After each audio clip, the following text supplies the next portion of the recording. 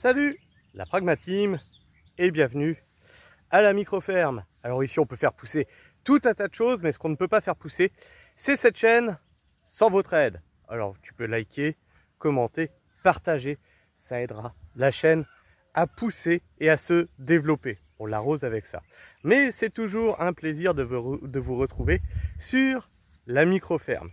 Alors on m'a demandé si je pouvais expliquer un peu plus l'installation dans les serres comme sur mes modules. Alors on va faire le tour de tout ça. Mais comme tu le vois, là en ce moment, on est en train de planter les concombres plein champ. Donc tu vois, hein, c'est tous les 80 cm les concombres plein champ, d'un côté et de l'autre, et ensuite on mettra un axe central et on fera grimper les concombres sur cet axe central, d'accord? Donc on travaille toujours avec le cordeau de façon à avoir des lignes bien droites, hein, c'est important. Donc ici il y aura 250 concombres, hein, c'est la première série, et ensuite là-bas en bas derrière la serre tu auras une seconde série de 250 concombres, ce qui fait en tout 500 concombres plus ceux que tu as dans la serre. Je crois que là tu en as 150 il me semble dans la serre, en plus des tomates, donc ça fait quand même pas mal de concombres. Comme tu peux le voir là, la terre est fine, bien travaillée. Alors ça, c'est grâce au petit motoculteur que tu vois là-bas. Voilà. Donc, on passe en général un coup de motobineuse pour faire le dégrossi. Et ensuite, on passe un coup de motoculteur pour avoir de la terre un peu plus fine comme ça. Alors, tu pourrais te dire, elle est super belle ta terre. Ben, rappelez-vous, elle n'était pas comme ça au début, hein. Elle était comme ça.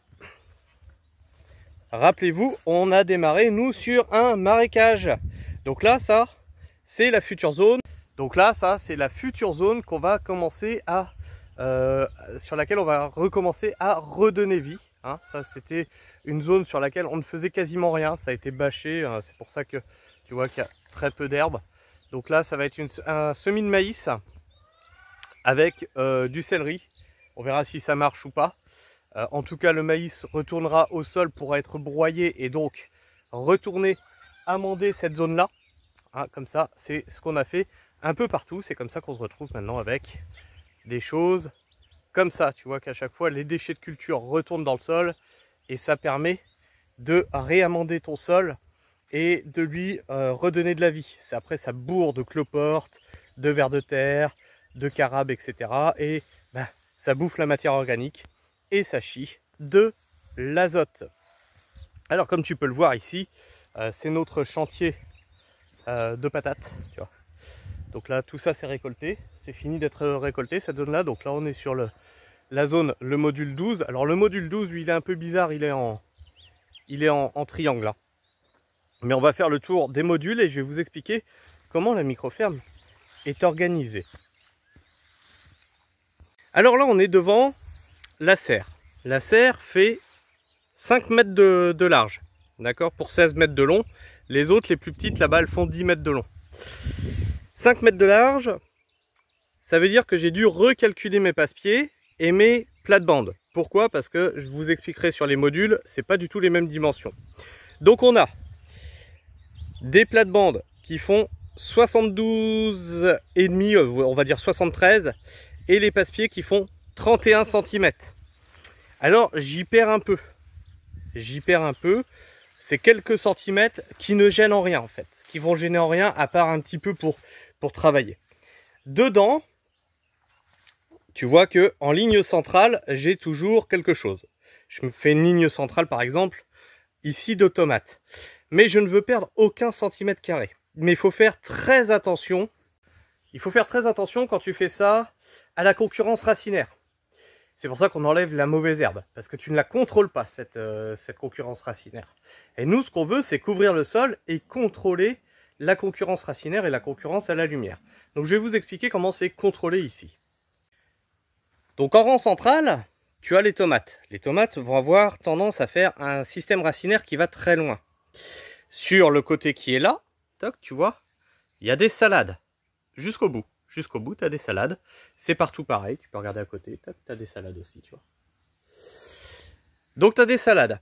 les salades ont un tout petit système racinaire qui ne vont pas se mettre en concurrence avec les tomates. D'accord?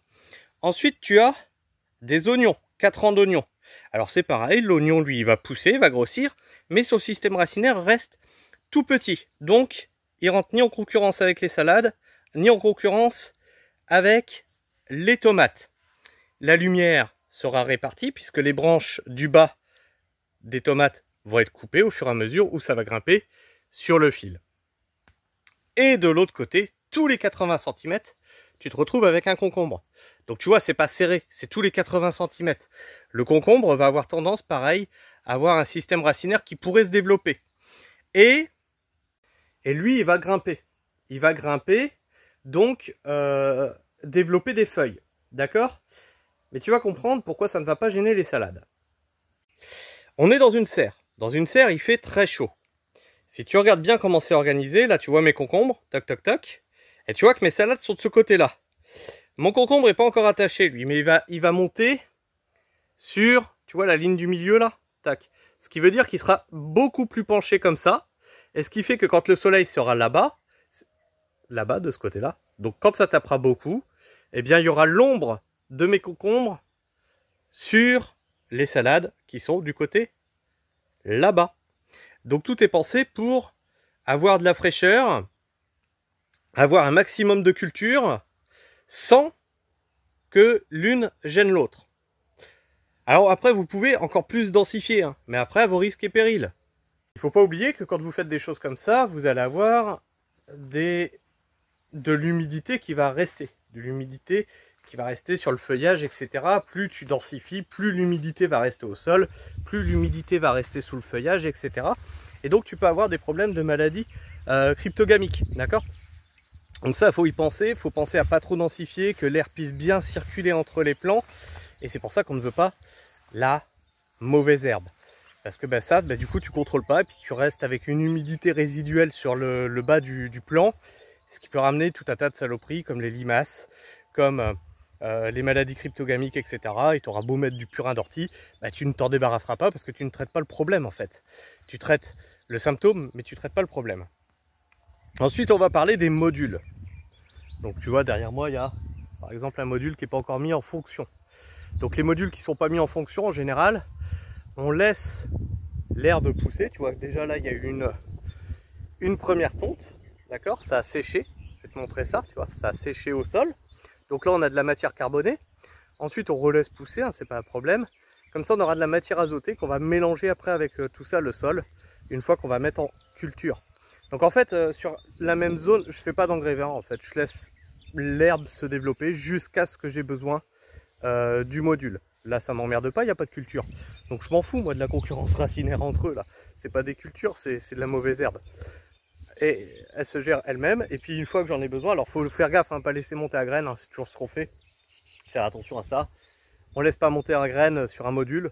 Dans les passe-pieds, on s'en fout un peu plus. Dans les chemins, on s'en fout un peu plus. Mais là, dans les modules, il faut vraiment faire attention à ça.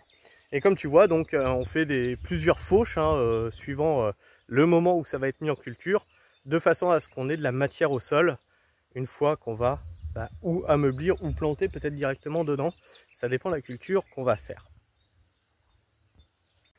Devant moi, tu as de l'ail, d'accord? Et là, en fait, tu comptes 5 plates-bandes, donc 1, 2, 3, 4, 5 plates-bandes. 5 plates-bandes, c'est un module. 5 plates-bandes, ça fait 10 mètres de long par 6 mètres de large, d'accord? Donc là-dessus, qu'est-ce qu'on a? On a des plates-bandes qui font 80 cm de large et des passe-pieds de 40 cm.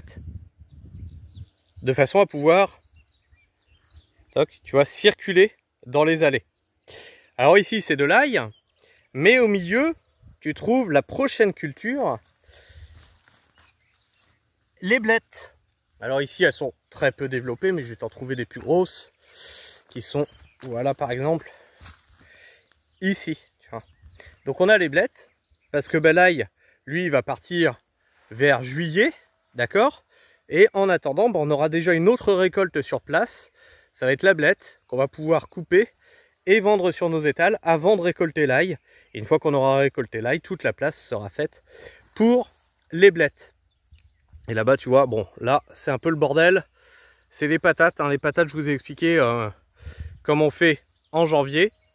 Comme on sème en janvier, sur un sol qui est sans mauvaise herbe à la base, et bien après, on peut plus désherber parce que bah, tu as des fortes intempéries, etc. Donc, tu as des gros problèmes pour désherber tout ça.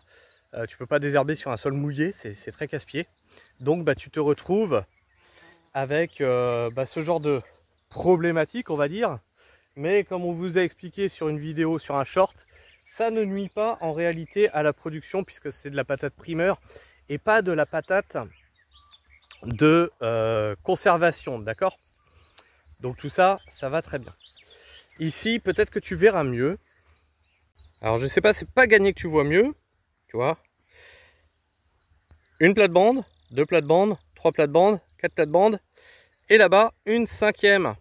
Et comme tu peux voir en bas, là-bas, j'ai mes radis en place. Tu en comptes 4, et tu vois bien les passe-pieds au milieu, d'accord? Pourquoi 4 et pas 5? Parce qu'on a installé la serre, et tu vois cette zone-là, bah, il fallait qu'on la garde pour déblayer et remblayer la terre après sur la bâche. Donc l'année prochaine, ça viendra jusqu'à 50 cm auprès de la serre. Donc on aura bien nos 5 plates-bandes là-bas. Pourquoi mes serres sont en bas? En fait, le but, c'est comme tu vois là-bas, j'ai un plat. On est d'accord que là, on est plus ou moins plat. Alors que là, si tu regardes bien, on est en pente. Et les serres ont besoin d'être posées sur du plat. De plus, tu vois que mes plates-bandes sont dans ce sens-là. Et ça me permet d'avoir la continuité de la plate-bande. C'est-à-dire que je descends pour faire mes récoltes. Et paf, je me retrouve dans mes serres absolument partout. Donc voilà pourquoi elles sont en bas, pour deux raisons. Et c'est surtout pour ça qu'elles ne sont pas mises dans ce sens-là aussi. Parce que l'entrée, elle doit se faire dans le chemin, dans le sens des passe-pieds. Bon, là-bas, je vous en avais parlé, hein, c'était la culture ratée de petits pois. Qui, là, on va mettre les choses pour palisser, parce que d'ici 15 jours ici, tu auras les haricots qui vont venir. Après ici, pareil, donc tu vois, on a haricots et on a les haricots. On a les petits pois et on a les oignons à côté. Jamais une seule culture à un seul endroit. Comme ça, si tu as une culture qui rate comme ici, là, ben voilà, t'es sauvé, tu as une autre culture en place. Et là, on a semé les haricots dernièrement, de façon à ce que quand cette culture arrive en fin de production, et les haricots, eux, ils arrivent et ils profitent à nouveau de ce palissage là, n'importe quoi, de ce palissage là pour grimper. Et on a toujours, tu vois, plusieurs cultures en place en même temps. Alors je vais t'en montrer une autre. Hein. Alors là-haut c'est peut-être moins flagrant parce que bon, pareil, les petits pois ils ont un peu souffert. Mais pareil, là tu as palissage et tu as donc le rang de petits pois central. Donc pareil, là on a semé les haricots avec des échalotes sur les côtés. Comme ça, si jamais une culture rate, toujours pareil, tu finis toujours par te retrouver sur la suivante. Petite nouveauté sur la micro-ferme. Donc comme tu peux le voir, c'est de la bâche tissée pour mettre en place ici les salades. Et tu peux compter, toc, dans l'autre sens, 1, 2, 3, 4 et 5. Là c'est un peu particulier parce que pareil, hein, ça fait un angle, hein, tu vois bien, ça doit suivre la forme du terrain. Donc on a la petite pointe là-bas qui fait la 5e plate-bande. Mais tu peux regarder pareil sur les courgettes. Sur les courgettes, tu en as bien pareil 5. 1, 2, 3, 4, 5. Tu le vois mal là-bas parce que tu vois pas trop le passe-pied parce qu'il est mal, il n'est pas assez enterré. Tu vas voir, je vais te le montrer là-bas, tu verras que ça se voit beaucoup mieux. Donc là voilà, une fois que les salades sont sorties, ça te donne ça. Donc là tu as bien une plate-bande, 2 plates-bandes, 3 plates-bandes, 4 plates-bandes et 5 plates-bandes. Alors on va me dire, ouais Christophe, dis donc c'est tout bâché. Alors je vous avais expliqué, hein, le plastique c'est fantastique, mais certains ne veulent pas comprendre. On n'est pas dans un jardin, on est dans une exploitation maraîchère, on doit dégager du temps, hein. Alors moi je veux bien ne pas utiliser de plastique, aucun plastique. Bon déjà on va avoir des problèmes pour être dans les temps, hein, parce que déjà moi je n'achète pas mes plants, je les fais moi-même. Donc comment tu fais pour gagner un petit peu de temps sur les plants? Bah, c'est les serres et les châssis, d'accord? Les châssis couche chaude ou couche froide. Donc tu as besoin de plastique. Ah ouais, tu pourrais prendre du verre. Tu me payes la serre en verre? Non, parce que ça n'a pas le même coût. Donc le plastique me permet de hâter mes semis. Alors moi je veux bien, hein. J'achète pas mes plants, j'ai pas besoin, j'ai pas le droit d'utiliser de plastique pour faire mes serres, etc. Ce qui fait que bah, demain je mets la clé sous la porte, les gars. Parce que moi je suis en... Parce que même vous, hein, vous avez des très bons sentiments dans les commentaires, mais derrière, vous aimez trouver des concombres au mois de mai, hein, sur les étals des supermarchés. D'accord? Même au mois de décembre de toute façon. Alors, la plupart des maraîchers, eux, ils achètent leurs plants. Et leurs plants, ils sont déjà prêts dès le mois de mars-avril. Courgettes, concombres, etc. Comment on fait ça?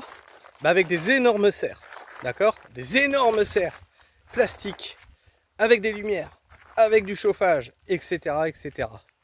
Ce que, bon, bah moi je ne fais pas, hein, je crée mes plants. Parce que je trouve déjà que faire ça, bah, c'est se tirer un peu une balle dans le pied. Déjà, bah, tu ne comprends même plus le cycle de tes plants. Tu ne maîtrises pas la production de tes plants. Tu ne maîtrises pas grand chose en fait. Et puis tu es bien dépendant d'un fournisseur au final. Ce que j'ai pas envie d'être. Je le suis sur les poireaux. Parce que les poireaux, il nous en faut 4 à 5 000 par an. Pour le moment, j'ai pas la place pour faire les poireaux. J'ai des solutions qui vont venir dans l'avenir pour faire des bacs réservés à cette culture-là. Mais vous ne pouvez pas être contre tout constamment. Ce n'est pas possible. Au bout d'un moment, vous aussi, vous bouffez. Et ce que vous dites sur les réseaux, je suis sûr que si je viens dans votre vie réelle, eh bien, vous ne l'appliquez pas. Exemple tout bête, je suis sûr que tu vas dans des supermarchés. Tout le monde va dans des supermarchés, ne me mens pas. Donc pour aller au supermarché, tu as besoin de quoi? Bah d'une route. Ah merde, c'est du goudron. Tu as besoin d'une voiture. Je suis sûr qu'il n'y a pas du tout de plastique et de matériaux dégueulasses et qui ont eu besoin de pétrole dans ta voiture. Et le supermarché, il a pris quelques hectares, hein, sur des terres arables pour pouvoir se construire.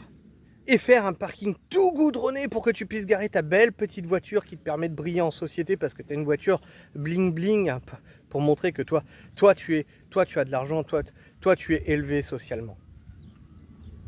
Bref, vous appliquez dans un jardin une pureté militante que vous n'appliquez pas dans le réel. Et vous cassez les pieds à des personnes qui font justement de leur vie le combat militant que vous rêveriez d'avoir. C'est assez fou, je trouve. Et le plastique permet aussi de gagner du temps. Alors tu vas me dire, ouais, mais ouais, c'est quand même du plastique, ça a besoin de produits chimiques. Ok. Les bâches, c'est minimum 10 ans. C'est-à-dire que je ne vais pas les changer dans 10 ans. Les toiles tissées que tu as vues là-haut, pareil, c'est 10 ans. Je ne vais pas les changer avant 10 ans. Donc je ne sais pas si c'est rentable ou si ça vaut le coup. En tout cas, ça économise du désherbage, de la main-d'œuvre qui n'a pas envie de travailler de toute façon. Et c'est durable dans le temps. C'est ça que vous... Parce que vous voyez plastique jetable. Je suis désolé, mais quand on vient sur l'exploitation, ce qu'on voit dans les fossés, c'est des bouteilles d'eau. Des bouteilles de coca. Des McDo. Alors le McDo, génial. Un McDo, c'est le paquet, tu vois, avec des matières plastiques, etc. etc. Hein, ça, temps d'utilisation, une demi-heure. Voilà. Une demi-heure. Le temps de te le foutre dans ton truc, tu le bouffes, tu le jettes. Voilà. La bouteille d'eau, c'est quoi? Allez, une journée. Le temps que tu l'achètes, que tu boives la bouteille d'eau, que tu la jettes. Une journée. Et tu viens de casser les couilles à des gens qui ont du plastique qui va durer des dizaines d'années. Minimum. Je trouve ça assez fou. Je trouve ça assez fou en réalité. Je comprends que vous soyez lobotomisé par le plastique parce que, bah oui, les microplastiques, etc. etc. Les microplastiques, c'est pas ça. C'est pas ça. Elle se dégrade pas, il tombe pas en morceaux ce machin-là. Les microplastiques, c'est justement ce qu'on retrouve dans les fossés, qui n'est pas capable de toper les UV, qui va se dégrader devant les UV. C'est ça qui va te foutre les microplastiques partout. Enfin bref. Je ne sais pas si j'aurais été très clair sur les plastiques. En tout cas, je voulais répondre à la question. Donc c'était pour Picro. Vous pouvez aller voir sa chaîne chez Picro qui me demandait d'expliquer un peu plus mon installation. Donc j'espère que ça répond à ta question, Picro. Si tu as besoin d'en savoir plus, bah, tu me poses la question dans les commentaires. Allez, ciao les pirates. Et la bise à tous. Restez pragmatiques et prenez soin du sol. Ciao.